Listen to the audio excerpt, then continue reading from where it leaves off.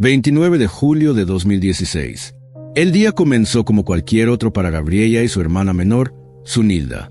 Esa tarde, tenían planes sencillos: ir al café internet del barrio para hacer tareas escolares.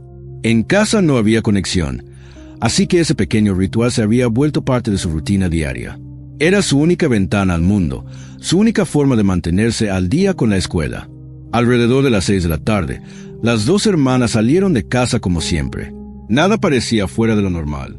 Pero, a tan solo unas cuadras, Gabriela se detuvo. Cambió de parecer. Le dijo a Zunilda que no la acompañaría esa vez, que se vería con su novio. Sorpresiva, pero no alarmante. Gabriela ya había salido sola otras veces. Le aseguró a su hermana que regresaría pronto, y se alejó, tomando el camino opuesto. Esa fue la última vez que Zunilda la vio con vida. Zunilda llegó sola al café internet. Más tarde, al volver a casa, notó algo extraño. Gabriela no había regresado. Al principio, nadie se preocupó demasiado. Después de todo, era verano, y los adolescentes suelen quedarse fuera hasta tarde. Pero con el paso de las horas, la inquietud creció. Su madre, Liliana, intentó llamarla. No hubo respuesta. Mandó mensajes por WhatsApp. Al principio no se leían. Luego, de pronto, aparecieron como vistos. Pero nadie contestaba. Alguien los estaba leyendo. Pero ese alguien no respondía. El verdadero pánico llegó cuando alguien tocó a la puerta. Un joven, el mismo que todos creían que era el novio de Gabriela. Tenía una pregunta inquietante. ¿Saben dónde está Gabriela? Todos quedaron en shock. Pensaban que estaba con él, pero su expresión no parecía fingida. Su confusión era real. No tenía idea de dónde podría estar. Fue ahí cuando todo cambió. Hasta ese momento, la familia asumía que Gabriela simplemente se había retrasado. Pero si su supuesto novio no la había visto esa noche, tal vez nunca llegó a encontrarse con él. La alarma se encendió. Zunilda intentó recordar por dónde se había ido Gabriela. Dijo que la vio doblar hacia una calle en la que alguna vez vivió un pariente, en una pensión cercana. Un detalle que en su momento no parecía importante. Pero al amanecer del día siguiente, la realidad era innegable. Gabriela había desaparecido. Su teléfono seguía encendido, pero nadie contestaba las llamadas. La tensión se apoderó del hogar. Llamaron a familiares, amigos, incluso al padre de Gabriela. Nadie sabía nada. Era como si se la hubiera tragado la tierra. Entonces, tomaron acción. Liliana fue a la policía. Se abrió un expediente por persona desaparecida. Las calles se llenaron de volantes. Vecinos, amigos e incluso desconocidos se sumaron a la búsqueda. Pero nadie había visto a Gabriela después de aquel cruce, cuando se despidió de su hermana. Gabriela Baroe nació en 1998 en Argentina. Hija de padres bolivianos, creció bajo circunstancias difíciles. Sus padres se separaron cuando ella tenía apenas 6 años. Desde entonces, vivió con su madre, Liliana Cham. Con el tiempo, comenzó a llamar papá a César García, su padrastro. En esa misma casa vivían también Zunilda y otros familiares por parte de Liliana. El ambiente en casa era tenso. A pesar de los esfuerzos por mantener una apariencia de estabilidad, la realidad era otra. Las discusiones eran frecuentes. Gabriela, en particular, mantenía una relación muy conflictiva con su abuela. Sus peleas iban más allá de los típicos roces familiares. Se trataba de un vínculo marcado por la incomprensión y el desgaste emocional. Gabriela, como cualquier adolescente, tenía sus propias batallas internas. Pero en un hogar sin privacidad ni espacios propios, todo se intensificaba. No había un lugar tranquilo para estudiar, ni un rincón para descansar. Su mayor anhelo era irse a vivir con su padre biológico, pero él tenía otra familia y sus propias cargas emocionales. Tampoco mantenía una relación constante con ella. Ese sueño, simplemente, nunca se cumplió. En un momento dado, el ambiente se volvió insoportable. Gabriela tomó una decisión. Junto con Zunilda, dejó la casa. Buscaron refugio en casa de Marisol, una tía por parte de su padre. No fue un escape planeado. No había un plan a futuro, pero sí fue un grito silencioso. Una señal de que algo estaba muy mal. Se quedaron allí alrededor de una semana.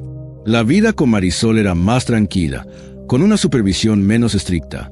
Pero esa breve tregua no resolvió nada. Al regresar a casa de su madre, todo volvió a ser como antes. Presión discusiones y estrés. A pesar de su carácter reservado, Gabriela mostraba signos de madurez e independencia. No era escandalosa, vestía de forma sencilla, no buscaba llamar la atención, y aunque era callada, no le faltaban sueños ni ambiciones. Gabriela soñaba con un futuro distinto, un futuro donde pudiera vivir bajo sus propias reglas, sin depender de nadie, pero la realidad era otra. En casa no había computadora, ni internet confiable. Hasta las tareas más básicas, como hacer la tarea escolar, se volvían una odisea que requería caminar hasta el ciber más cercano. Y eso, una y otra vez, generaba discusiones y tensión. A las limitaciones materiales se sumaba algo más profundo, una constante sensación de distancia emocional. Gabriela no se sentía escuchada. Sus palabras pasaban desapercibidas, sus necesidades, ignoradas. Incluso entre sus propios familiares, no se sentía parte de algo. Era como si siempre estuviera fuera de lugar. Con su madre, Liliana, no había una pelea abierta, pero Liliana, abrumada por la carga diaria, no veía las señales. No notaba el dolor silencioso que su hija arrastraba. La relación con su padrastro, César, tampoco ofrecía consuelo. Aunque cumplía con lo básico, jamás se construyó un vínculo real. Gabriela se sentía sola, completamente sola. Esa soledad se volvió parte de su día a día. Su vida parecía una jaula invisible. No había contención emocional. No había recursos. No había espacio para crecer. La independencia, para Gabriela, dejó de ser un simple deseo juvenil. Se convirtió en una urgencia, en una necesidad vital. Con el tiempo, esa necesidad empezó a definir sus decisiones, su forma de actuar. Y fue justo en ese contexto vulnerable, pero contenido bajo una fachada tranquila, que algo comenzó a cambiar. Una cadena de hechos empezó a desarrollarse, hechos que terminarían en una tragedia impensable. Néstor Quintana nació en 1986. Estaba casado con Elizabeth Champ, la tía materna de Gabriela. Por tanto, era parte de la familia. Vivía en la misma casa. Compartía el día a día con Gabriela y el resto de los parientes. Hasta ese momento, nadie tenía nada malo que decir de él. Era percibido como alguien tranquilo, formal, sin sobresaltos. Tenía un trabajo respetado. Pertenecía a la Prefectura Naval Argentina, una fuerza de seguridad federal. No se metía en problemas, ayudaba con los quehaceres y asistía a las reuniones familiares como un miembro más. Su presencia era discreta, pasaba desapercibido. Pero, con el tiempo, comenzaron a surgir pequeños momentos, detalles que en su momento parecían insignificantes. Un comentario extraño, una situación incómoda. Nada lo suficientemente concreto como para generar alarma, pero sí lo bastante incómodo como para dejar una sombra de duda. Cuando su matrimonio con Elizabeth terminó, Néstor se mudó. Se fue a vivir a una pensión económica, no muy lejos del barrio donde aún residía la familia. Para todos, fue una transición lógica, el paso siguiente después de una separación. Pero ese cambio marcó un antes y un después. Fue el inicio de una etapa inquietante, una transformación sutil, pero peligrosa. Aunque ya no vivía bajo el mismo techo, Néstor no cortó sus vínculos con la familia. Mantuvo contacto, especialmente con Gabriela. Y, poco a poco, testigos comenzaron a notar algo perturbador. Pasaban demasiado tiempo a solas. Estos encuentros no ocurrían en casa, sucedían en espacios neutros. Un vecino los vio una vez en un autobús. Gabriela estaba sentada en sus piernas. Él acariciaba su cabello. Aquella imagen lo incomodó, pero no dijo nada. Admitió después que tuvo miedo. No quería causar conflictos familiares. Prefirió guardar silencio. Otros vecinos reportaron lo mismo. Vieron a Gabriela cerca de la pensión donde vivía Néstor. A veces entraba, se quedaba un par de horas y salía sin hacer ruido. Nadie levantó sospechas. Después de todo, él había sido parte de la familia. Ese lazo bastó para que las alarmas no sonaran. Gabriela nunca mencionó esas visitas, y no había razones visibles para desconfiar. Legalmente, Néstor no tenía ninguna responsabilidad sobre ella. No era su tutor, no tenía autoridad alguna, pero seguía presente, y sus acciones se veían como decisiones personales, no como algo que debía vigilarse. La familia tampoco preguntaba demasiado. Creían que Gabriela salía con amigas o hacía mandados. No la seguían de cerca. No tenían por qué hacerlo, o eso pensaban. Con el tiempo, Se supo la verdad. Muchos de esos encuentros ocurrían en la pensión. Néstor había alquilado un pequeño cuarto, y allí, con frecuencia, recibía a Gabriela. Las visitas eran discretas. Gabriela llegaba sola y se iba en silencio. Lo que alguna vez pudo parecer un simple vínculo familiar, lentamente comenzó a transformarse en algo que ya no podía justificarse con la cercanía entre parientes. Pero en ese momento, ningún adulto se dio cuenta de hasta qué punto había evolucionado esa relación. Incluso después de la separación entre Néstor y Elizabeth, Gabriela seguía buscándolo, seguía visitándolo. Nunca hablaba sobre lo que ocurría durante esos encuentros. Nunca dio detalles. Solo después de su desaparición comenzaría a emerger la verdad. Fragmentos que antes habían pasado desapercibidos ahora cobraban un nuevo significado. A simple vista, no había razones para sospechar que Gabriela ocultaba algo. No mostraba ansiedad. No discutía con su familia. Pero con el tiempo, se revelaría una verdad perturbadora. Lo que vivía con Néstor no era algo que pudiera compartirse abiertamente. Según las investigaciones, todo comenzó cuando Gabriela tenía apenas 13 años. Néstor ya era un adulto. Trabajaba para una agencia federal de seguridad. Y, en ese entonces, seguía casado con la tía materna de Gabriela. La gravedad de la situación era evidente. Él no era un extraño. Era un adulto de confianza. Alguien respetado dentro del entorno familiar. Nadie habría imaginado lo que realmente estaba sucediendo. Las primeras piezas de esta historia empezaron a encajar cuando se abrió la investigación. Amistades que antes no habían prestado mucha atención a la vida privada de Gabriela comenzaron a hablar. Varios confesaron que, desde hace años, algo les parecía extraño entre ella y Néstor. Algunos recordaron haberlo visto merodeando por su escuela. A veces, le ofrecía llevarla en coche. Otras veces, simplemente aparecía sin razón aparente. Lo que antes parecía preocupación, ahora se veía como obsesión. Su actitud no era la de un familiar protector. Era la de alguien que necesitaba saber cada movimiento, cada conversación, cada amistad. Gabriela intentaba mantener una vida normal. Salir con amigos, reír, distraerse. Pero la presencia constante de Néstor limitaba su libertad. Quienes la conocían sabían que él la llamaba de forma insistente. A veces, una y otra vez, si no respondía de inmediato. Esa urgencia por tenerla localizada todo el tiempo fue una de las primeras señales de alarma. Mensajes que más tarde se usarían como evidencia confirmaban lo peor. Néstor le reclamaba distancia, le exigía explicaciones, le pedía que justificara su tiempo cuando no estaba con él. No eran hechos aislados, era un patrón. Un ciclo de control y manipulación. Compañeros de clase recordaron momentos en los que Gabriela evitaba ir a reuniones o salidas si él no la aprobaba. Para muchos, parecía simplemente una chica con reglas estrictas en casa. Pero la verdad era mucho más oscura. Vivía bajo la presión de un hombre adulto que había invadido cada rincón de su vida. Una amiga cercana recordaría después que Gabriela, en voz baja, le confesó: «Hace mucho que no me siento libre». Le pidió que no dijera nada. En ese momento, sonó como un comentario adolescente. Solo más tarde entenderían la profundidad de esas palabras. Los mensajes de voz que Néstor le enviaba revelaban una obsesión inquietante. La trataba como si fuera de su propiedad. Su tono variaba entre el ruego desesperado y el reclamo autoritario. La acusaba de mentir, de serle infiel. Le exigía pruebas constantes de fidelidad. Cuando Gabriela comenzó a acercarse a alguien de su misma edad, Néstor explotó. No soportaba la idea de verla con otro. Según los informes, la tensión entre ambos fue aumentando. Gabriela intentó alejarse, pero él redobló su control. Usó todo lo que tenía a su favor: chantaje emocional, amenazas veladas, manipulación psicológica. Por fuera, nada de esto era evidente.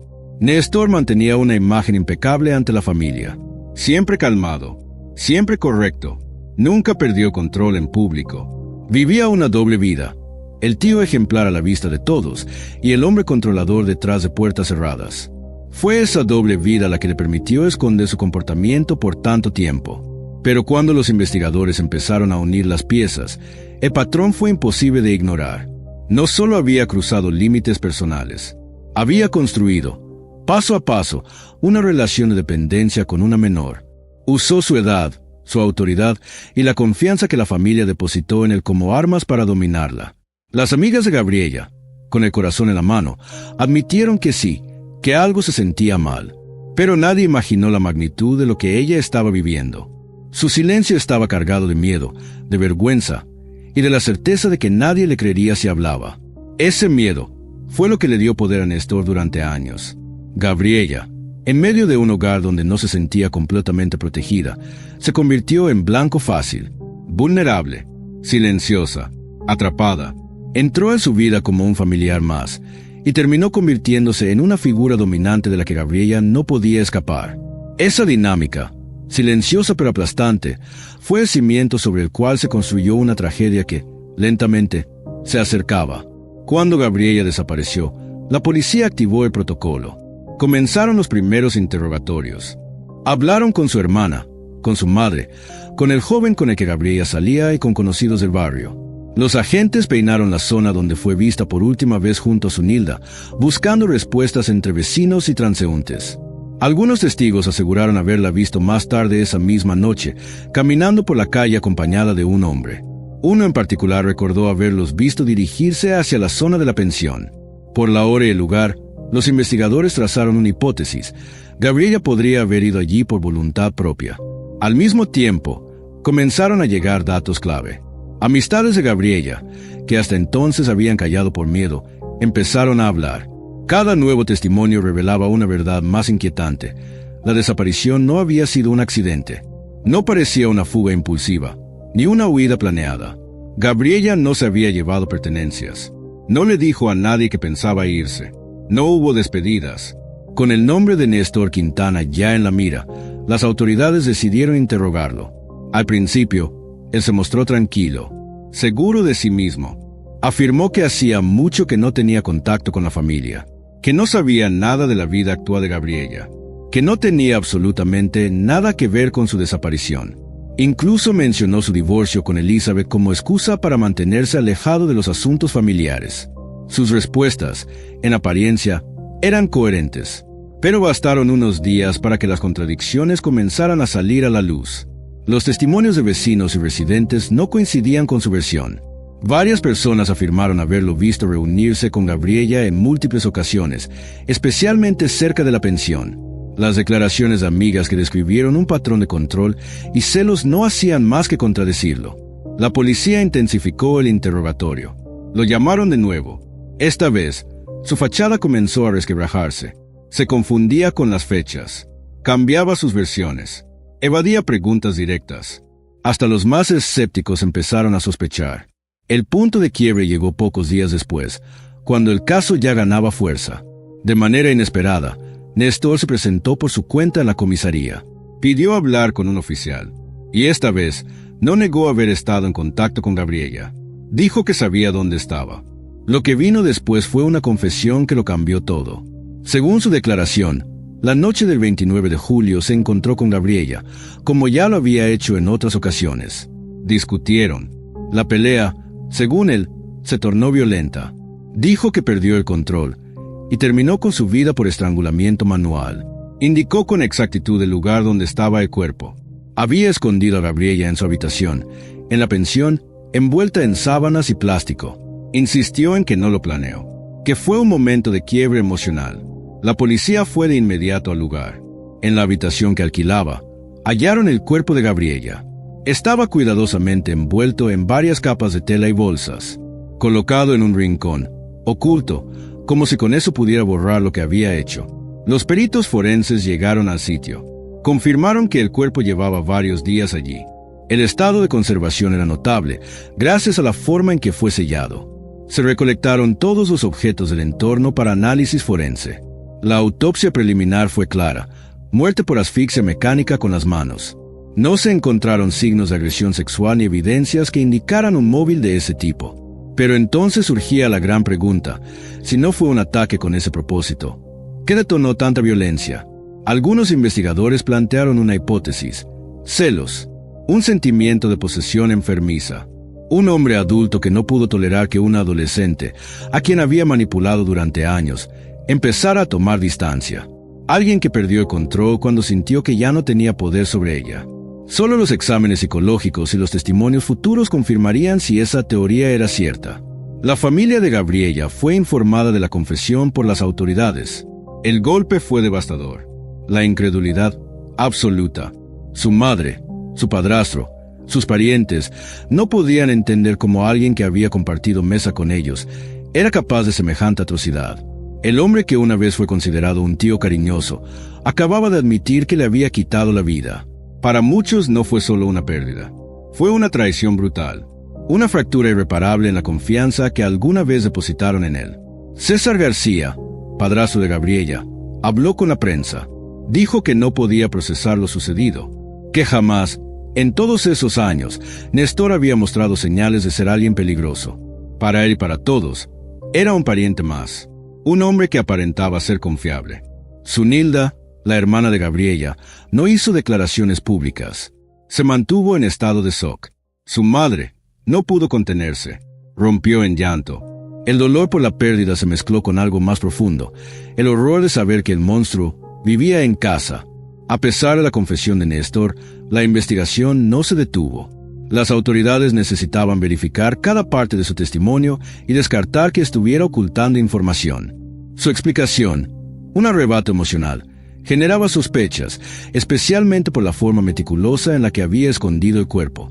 Los investigadores consideraron otra posibilidad, que intentara minimizar su responsabilidad para obtener una condena más leve. Con la confesión y el hallazgo del cuerpo de Gabriela, el caso entró en la fase formal del proceso penal. Néstor Quintana fue imputado oficialmente, pero en la primera audiencia judicial, todo cambió. De forma repentina, Néstor se retractó. Alegó que había sido presionado por la policía, que sufrió coerción psicológica y que no le informaron adecuadamente sobre sus derechos. Esta nueva versión se convirtió en el eje de su estrategia de defensa. Su abogado actuó con rapidez. Impugnó todas las pruebas derivadas de la confesión. Argumentó que el allanamiento de la pensión fue ilegal, que no hubo orden judicial válida y que los mensajes de texto, audios y testimonios no podían ser admitidos porque fueron obtenidos antes de que su cliente tuviera representación legal. El eje de su defensa era claro. Néstor, dijeron, estaba psicológicamente alterado e incapaz de comprender el peso de sus palabras. La fiscalía respondió con contundencia. El abogado principal del caso subrayó que la confesión había sido voluntaria y detallada, que la precisión con la que Néstor indicó la ubicación del cuerpo no podía ser una coincidencia. Además, se presentaron pruebas que mostraban una relación prolongada de control y manipulación psicológica, alimentada por los celos. Una de las pruebas más impactantes fue la presencia del ADN de Néstor bajo las uñas de Gabriela, prueba inequívoca de un forcejeo físico. El juicio avanzó con múltiples testimonios. Amigas de Gabriela hablaron del deterioro emocional que ella vivió en los meses previos a su desaparición. Describieron su angustia, el control obsesivo que sufría, las restricciones impuestas a su vida social y el aislamiento emocional a que fue sometida. Durante una de las sesiones, se leyeron mensajes en los que Néstor emitía amenazas. Las palabras retumbaron en la sala. El impacto en el jurado fue inmediato. La defensa intentó cambiar de rumbo. Presentaron a Néstor como un hombre emocionalmente inestable que actuó bajo un estado de crisis. Afirmaron que su relación con Gabriela era mutua, aunque informal, y que el crimen no fue premeditado. Las reacciones no se hicieron esperar. La familia de Gabriela estalló en indignación. Su padrastro, en especial, expresó su furia de forma pública. Dijo que intentar justificar al acusado era una ofensa a la memoria de Gabriela. A lo largo del juicio, Liliana, su madre, asistió a todas las audiencias. Contenida, firme, la familia se mantuvo unida. Tenían claro que esto no era un simple conflicto familiar. Fue una traición y la pérdida de una vida marcada por el control y el silencio. La fiscalía enmarcó el caso como una violación profunda a la confianza, aún más grave por el lazo familiar. Exigieron la pena máxima, prisión perpetua. Argumentaron la brutalidad del crimen, la manipulación sostenida en el tiempo, el vínculo de confianza abusado y el intento deliberado de encubrir el asesinato. Al finalizar los alegatos, el jurado se retiró a deliberar. La tensión en la sala era palpable. La familia de Gabriela esperó en silencio. Cuando el jurado regresó, el veredicto fue leído sin rodeos. Culpable. Homicidio calificado con agravantes por vínculo familiar y violencia de género. El juez no tardó en dictar sentencia. Cadena perpetua. El tribunal desestimó la supuesta coerción.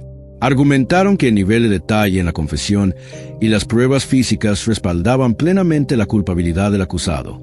La manipulación psicológica prolongada solo reafirmaba la gravedad del crimen. Néstor no mostró reacción alguna.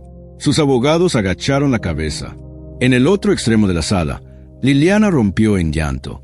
Su esposo la abrazó. No fue una victoria. Fue un cierre doloroso. La justicia había hablado, pero Gabriela ya no estaba.